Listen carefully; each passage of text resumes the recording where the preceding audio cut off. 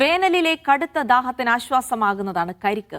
എന്നാൽ ചൂട് പോലെ തന്നെ കരിക്കിന്റെ വിലയും കുതിച്ചുയർന്നു. ഒരു കരിക്കിന് 60 രൂപ മുതൽ 70 രൂപ വരെയാണ് വിവിധ ജില്ലകളിലെ വില. ഉൽപാദനം കുറഞ്ഞതും ആവശ്യക്കാർ കൂടിയതുമാണ് വില വർധനയ്ക്ക് കാരണമെന്ന് കച്ചവടക്കാർ പറയുന്നു.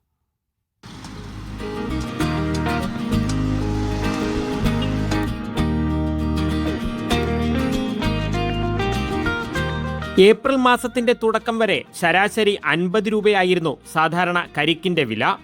ഉഷ്ണം കടുത്തതോടെ വില ഉയർന്നു. കൊല്ലം ജില്ലയിൽ മിക്കയിടത്തും വില 60ആയി. ആഭ്യന്തര വിപണിയിൽ കരിക്കിന്റെ ലഭ്യത കുറഞ്ഞു. ദാഹം ശമിപ്പിക്കാൻ കരിക്കിനെ ആശ്രയിക്കുന്നവരുടെ എണ്ണവും കൂടി.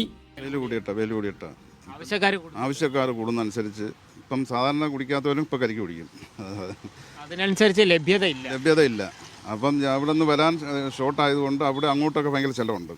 അപ്പം നമുക്ക് കിട്ടുന്നില്ല സാധനം. കേരളത്തിൽ പ്രധാനമായും കരിക്കെത്തുന്ന തമിഴ്നാട്ടിലെ തേനി, കമ്പം തുടങ്ങിയ മേഖലകളിൽ കരിക്കിന്റെ വില ഉയർന്നു. ഉത്പാദനം കുറയുകയും ചെയ്തു. സംസ്ഥാനത്ത് ചിലയിടങ്ങളിൽ 70 രൂപയായും വില ഉയർന്നു. 60 അല്ല 70 രൂപ വരെ ആയിട്ടുണ്ട്. ചുവന്ന കരിക്കൊക്കെ 70 രൂപയ്ക്കാണ് വിൽക്കുന്നത്. അതിൽ പച്ചക്കറിക്കൊക്കെ 60 രൂപയ്ക്ക്. ഇവിടെ എന്നിട്ട് കരിക്ക് കിട്ടാനുമില്ല. കരിക്ക് കിട്ടാനില്ല. തമിഴ്നാട്ടിൽ നിന്ന് കരികൾ വരുന്നില്ല. കേരളത്തിൽ കരിക്കില്ല. ഒരു സ്ഥലത്തും ഇല്ല. ചൂടിനെ നേരിടാൻ ആരോഗ്യകരമായ പാനീയമെന്ന നിലയിലാണ് ഇളനീരിന് ആവശ്യക്കാർ ഏറിയത്. ചൂട് കടുത്താൽ വില ഇനിയും ഉയരുമെന്ന ആശങ്കയുമുണ്ട്.